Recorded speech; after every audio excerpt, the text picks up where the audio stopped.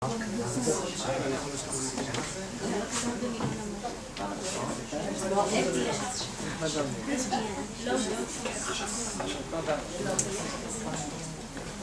thank you all very much for having me today. Unfortunately, I can't speak Hebrew, so I will try and speak slowly. I know the odd bit of Yiddish from growing up, but I don't think that will help us today, so I'll stick to English. So I'd like to share with you today the beginning of the future and progression for Ehlers-Danlos syndrome. If we can have it dark because of the slides. Great, thanks. And the launch of the new international charity, the Ehlers-Danlos Society. So for those of you who don't know who I am, I'll tell you a little bit about me. I previously worked at EDS UK, and I transformed them into one of the largest, well-reputed EDS charities during my 5 years working there. I was there from 2010 until last summer. I really loved what I was doing there, but I realised that to really make a change, we needed to beat this condition and have a world body, a larger international charity. We needed to bring everybody together. Some of you may also know me from the documentary Issues with My Tissues, which I think we hope to show today, but I'm not sure we're going to have time. But you can watch it for free online on YouTube, and at the end of the talk I'll have the information where you can access that. I fought for EDS in the Houses of Parliament in London to try and raise the profile of incorrect allegations of child abuse in EDS. I also sit on a patient expert group for Rare Disease UK. I'm on the Specialised Rheumatology CRG group, and I've just graduated as a fellow of EUPATI, which is the European Patients Academy on Therapeutic Innovation. I was also a director on the EDNF board from 2014 to 2015. So enough about me. How did we get here? I always say that you need to be the change you want to see in the world. And that is how I came to do the job that I do. As someone who lives with this condition, I really know what we need, and that is change. I built the foundations and formed excellent relationships through my time at EDS UK, but now the next phase is taking place. I realise that this community, the patients, the charities, and the medical professionals, were too fragmented. Your quality of care and time to diagnosis is determined by geography, and that is simply not good enough. Patients don't know where to turn for the most reliable, up-to-date information. Good management, validation, and diagnosis at a young age could be the difference between a disabled adult and one living a full and active life. Doctors and labs were not talking to each other and working together, and charities have been competing instead of joining hands and fighting together. It was in November 2014 that I sat around the table at my first board meeting with EDNF, and I said we all need to come together and have an international symposium to reclassify the diagnostic criteria and create management and care guidelines. It's been nearly 20 years since the last nosology. It's no wonder that we are where we are. I thought I'd be laughed at, but instead both EDNF and EDS UK took up the responsibility of funding this incredible venture, and that is how we are where we are today. This truly international EDS symposium will take place this year on May the 3rd in New York City. Not only are we going to reclassify the diagnostic criteria, but for the first time we are trying to build management and care guidelines. It really is going to be groundbreaking. We have nearly 90 medical professionals, 13 different groups, and patient experts on each group representing our voice. The symposium is going to formalise and legitimise the truly multi-systemic side of EDS and publish it by a leading group of clinical experts so that nobody can ignore this condition any longer. It's going to be published in leading articles, and it's going to have open access so that everybody can see it freely. Not only will we have a new diagnostic criteria, but we're also going to have somewhere that medical professionals can turn to for advice on how to manage and care for EDS, so that no matter where you live in the world, you can get the right treatment that you deserve. We're not naive. We know this is going to take time, but it is going to change, and it is going to get better. We know that this is an ongoing process. And that is the most essential part of all of this. It doesn't need to be another 20 years before we do this again. We need to continue the dialogue and the collaboration. But we didn't have an organisation in place to take responsibility of this monumental task. And it is for this reason that the Ahlers-Danlos Society was born. One voice is strong, but many voices together are stronger. One person fighting is a start, but many together build an army. And this quote here sums it up perfectly. Unity is strength. When there is teamwork and collaboration, wonderful things can be achieved. And we are going to achieve wonderful things. At the same time as I was having these ideas, in London, simultaneously the EDNF charity in the US and the clinical team in Ghent were all thinking the same thing. It was one Skype call late at night early last year to Shane Robinson from EDNF when the mission for an international charity was conceived. I knew that I'd need to leave EDS UK to fulfil this task, and that was a hard decision. But I knew it was the right time to give this condition the platform it needed. So in May this year, at the International Symposium, we will officially launch the world body, the Ahlers-Danlos Society. You may have heard this being referred to as EDS International in the last year, but we're now ready to unveil all the details and our official name. So from May this year, EDNF, which is known at the moment as the US charity, will be reborn as the new international charity. It's going to be run by myself and Shane Robinson, with an international board, a newly appointed international scientific and medical board that is dedicated to research and a new mission. So what is our mission? Our main objective and priority is collaborative research. In the past, there's not been a national charity that has been able to raise the money to really fund research that's going to crack this condition. And we all know that there is so much that we need to do. We need to find the molecular information for the most prevalent type. We need to know more about the rarer types. We need to know more about the epidemiology. We need to research treatments, management, and more. The list is endless, really. However, the donations have not been. The Society is taking responsibility to raise these funds, but we need your help. We will bring together all the doctors and the labs from all over the world. They are all represented now on our board, and we are ready with research proposals as we speak, but the only thing holding us back is funding. In order to prove how prevalent the condition really is, we need to build registries. We're going to bring together all of the registries that currently exist all over the world and create one large EDS registry that will help us learn what we need to learn about the epidemiology. We need the world to listen, and this is one way we can prove how many of us are really living with this condition. This year we will hold 2 large conferences to deliver the findings of the symposium to the patient communities, and we will also ask you to encourage your local medical professionals to attend as well.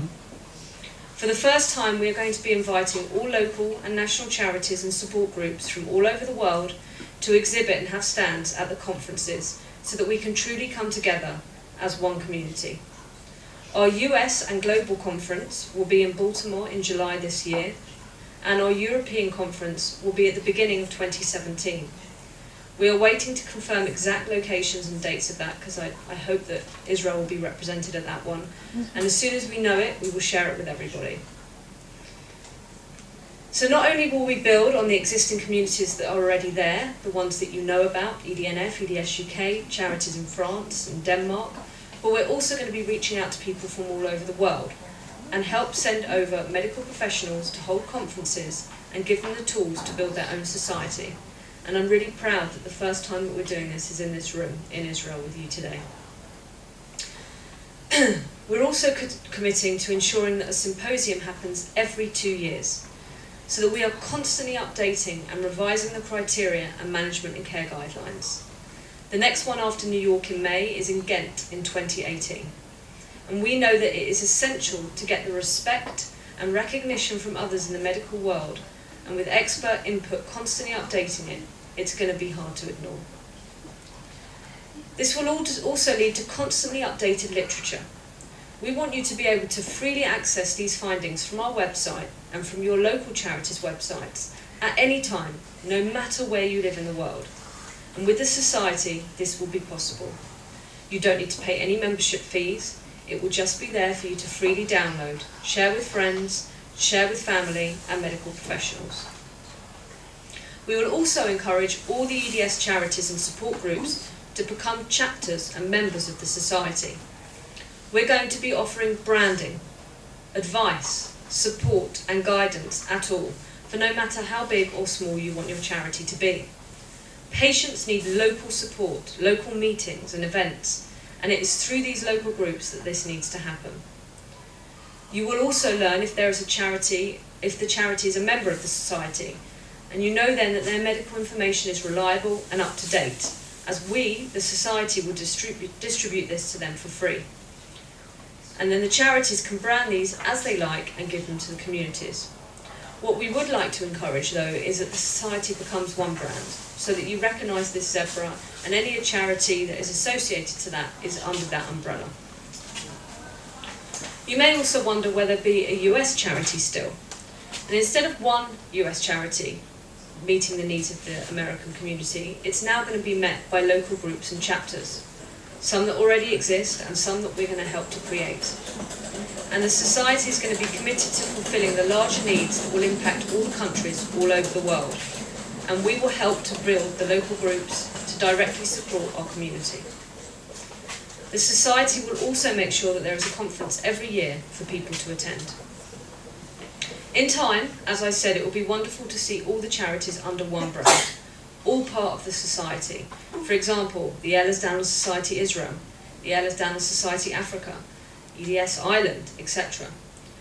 And we want that zebra to be recognisable all over the world, because if we all have one voice, one image and one message, we will be hard to ignore. But we know this is going to take time. It's no dictatorship and charities are free to brand as they like, but I personally think it's time for the fragmentation to stop and collaboration to begin. Lastly, but most arguably, we need to correctly educate the next generation of doctors. We need to re-educate practicing medical professionals as well, and change the service that we all receive as patients. We're also going to be offering a student exchange program with all the leading labs and clinics globally, and we will become a place that professionals can come and know that they are receiving credited information. We're going to look into training programs. We're going to talk and hold lectures all through the multidisciplines, all across the world. It's time to teach doctors what this is really about. It's also time to re-educate why we are zebras. And I ask all charities and all members of the community to start putting out the same message. When we first began associating the zebra, it was because of the phrase taught to medical students. When you hear the sound of hooves, think horses, not zebras. And in medicine, the term zebra is used to define a rare disease or condition. Doctors are taught to avoid that assume that the simplest explanation is usually correct, to avoid patients being misdiagnosed with rare illnesses.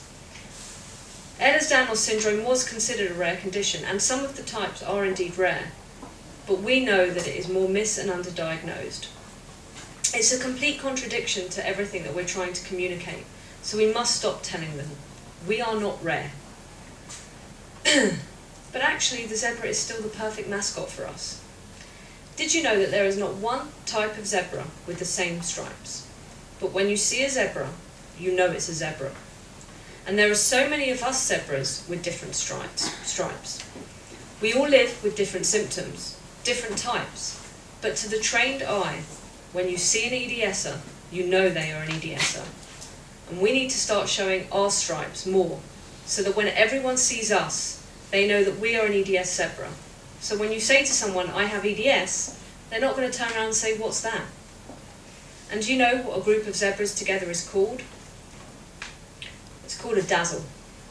So let's join hands, and together we can dazzle. Thank you.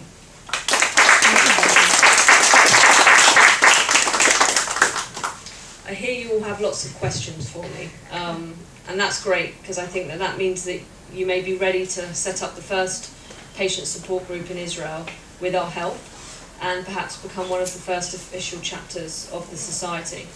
So ask away. I don't know, maybe if you could turn up the lights now, that might help. But let me know how I can help and what I can do. Like I said, we officially launch in May.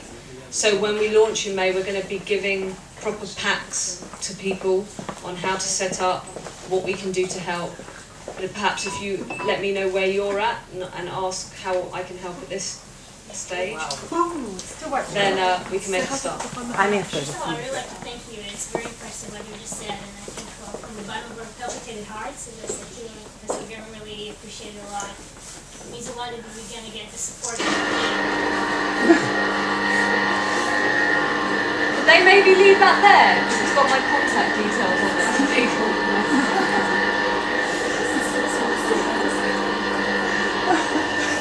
It's exciting as well. That was nice and quiet. I just want to say that. Yes, boss.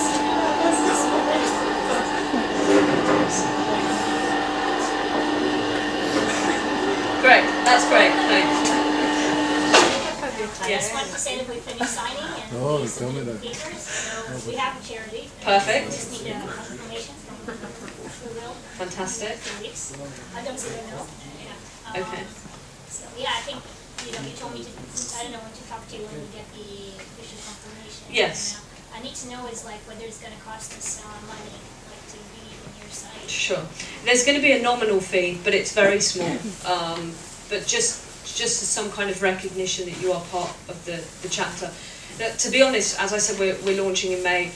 I think that there's going to be a couple of options. So we know that there's other charities that will probably not want to take on our branding and change their names, for example, HMSA, and there's another charity called Annabelle's Challenge, and I'm sure there's lots of others.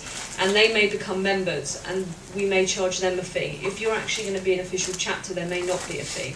We're just ironing all of these things out, but by May we'll have lots of different options for everyone to choose from and select what's best. But like I said, to me, coming from a national charity, from the UK, it's just everyone's trying to be the better charity, competing against each other, saying different things. Well, we've all got the same mission, we've all got the same thing, so we need to just have one voice. And that's where it comes back to one image. So you see that and you know that I it's, agree. you If know. it's up to me, we will have. Great. But I have to talk to the other people. Dana, Absolutely.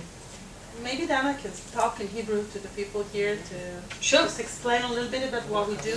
Uh-huh.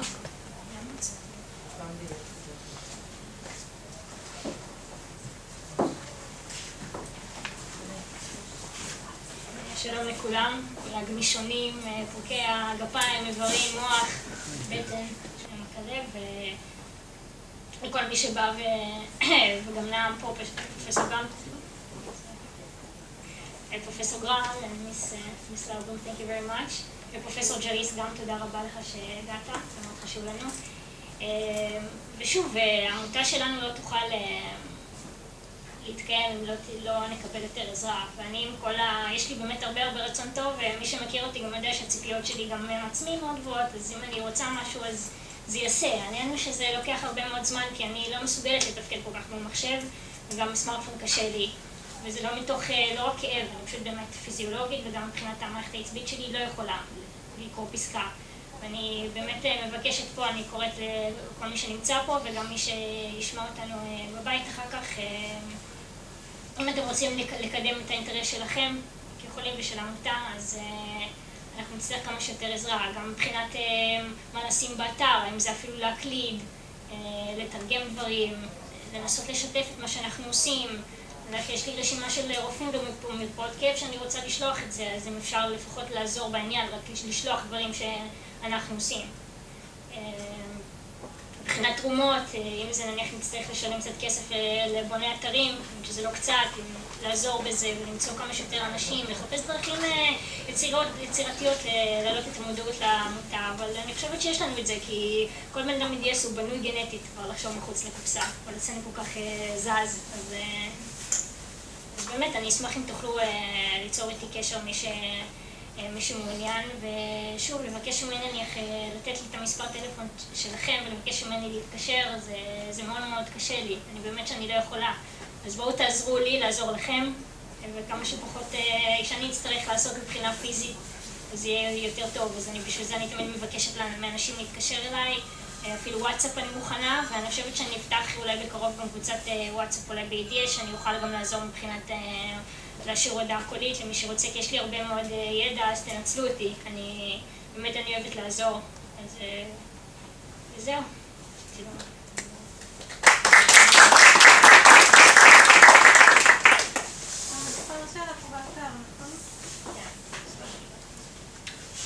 Yes. I was diagnosed only after my sister went to medical school. I had had multiple surgeries, and I'd even had the director of a hand surgery department in a major hospital tell my mother that she thought I was malnourished because my ligaments during surgery looked unhealthy. But she didn't look it up. So how can we get doctors who were trained before this was as prominent in the medical school community to get this information? Because I know training the next generation is of course very important, but how do we get the doctors that were trained before, you know, my sister's generation in the 1990s to know about this? It's tough. I mean, you know, there's doctors at every conference I go to that I know still don't really, I don't know if believe is the right word, but support how multi-systemic this is, and that EDS and JHS are the same thing, you know, so we're dealing with many hurdles and we've got a long way to go. But I think with everything, actions and words, you know, in life, and that's why it was so important for me to do the symposium, because there's 90 medical professionals that make up the group, but there's actually nearly 250 people that have voluntarily signed up to attend from all over the world, lots of different countries, and you know, the hope is that they'll then go back and educate their colleagues. And we're producing this, it's a supplement as part of the American Journal of Genetics, so it's a very well respected journal, and then we hope that more articles will come out of the main body of work into other journals, and it's just through international kind of awareness and understanding by respected medics that other medics will go, okay, you know, I need to pay attention now. Whereas previously it's been 3 or 4 prominent names and people have just been saying, oh, you know, but suddenly when you've got 250 names saying the same thing and 90 names putting their name to that thing, you're starting to get something that's going to make real change. But this isn't going to happen overnight. It's just criminal that it's 2016 that it's taken to actually start really how we mean to go on. And there's no real good excuse for that other than horrifically money, and that's what it all comes down to. When we sat there, you said, where's the research to find the gene for hypermobility EDS? I've got proposals sitting on my desk, I've got labs ready. I don't have $2 million, you know? So you turn to a community that on the whole, all over the world, are on disability benefits, you know, they can't work, and you're asking them to give what they don't have.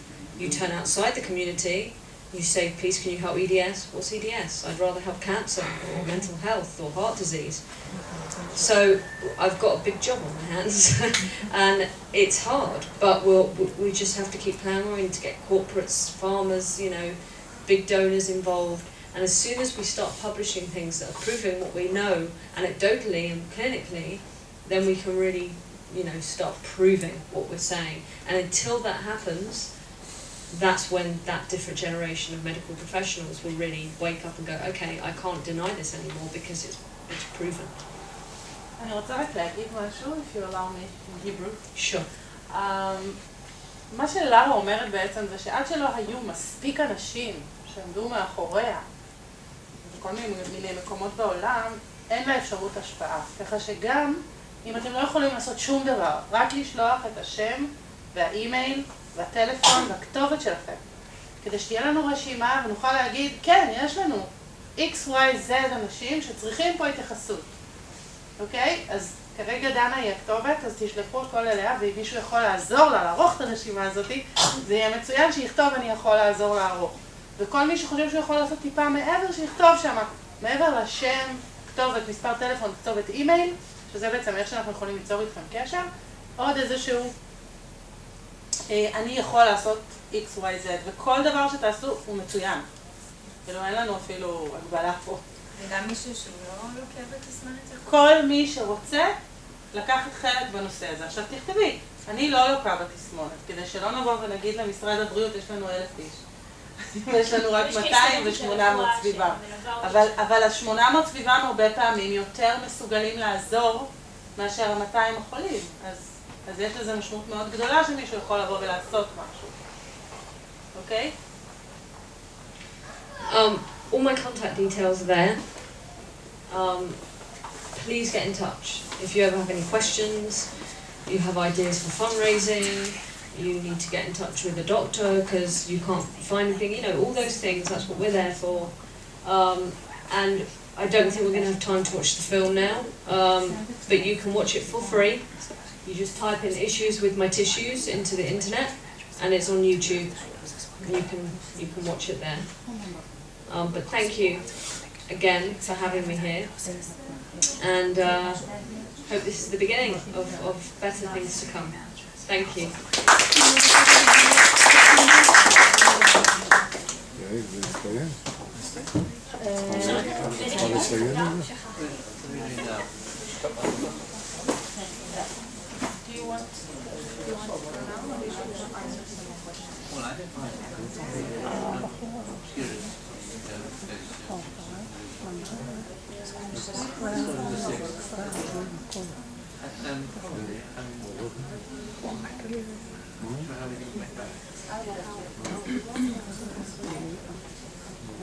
אוקיי, אז למעשה סיימנו. דנה, את רוצה להגיד עוד משהו? אוקיי. יעל, לא נאמר שאחרי שתדבר יהיה המשך של הפאנל שאלות ותשובות? I wasn't 100% sure. Yeah, I'll send it. אוקיי, אנחנו ניתן 10 דקות נוספות, פשוט אנחנו צריכים לסגור את העולם. אז אפשר בחוץ. על הדשא. על הדשא. כן, תדברי.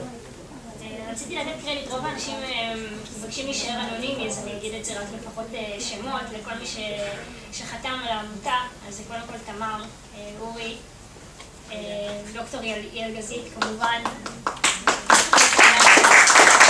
אני מעריצה אותה ברמות, גיבורה שלי. אמא שלי, טל, בנות שלי יאיר שהוא לא פה, והוא זה שבעצם אחראי על הבלוג ועל הפייסבוק, אני לא ממש נמצאת שם, זה לא עושה לי את הדברים. וצחי, שאתמול הגיש את המסמכים, הוא גם לא פה, ותודה צחי. ויש עוד כמה שגם רצו לבוא לחתום, ומסיבות רפואיות לא יכלו, אז תפארת, או לא פה, ביאנה, ביאנה, דנית, ראיתי מפה, ויוליה. גם לא? כן, אז הם גם רצו לבוא ולא יכלו, אז תודה רבה לכם, ואני בטוחה שיש עוד הרבה שרוצים גם, אז באמת תודה, והבלוג שלי זה אהלרס-דנלוס ישראל, הבלוג של דנה גרוס, כרגע, עד שיהיה לנו גם אתר, והוא ימשיך לפעול, אז באמת תודה רבה. שיהיה לנו בהצלחה. Okay, so I'm going to see you this evening. I probably assign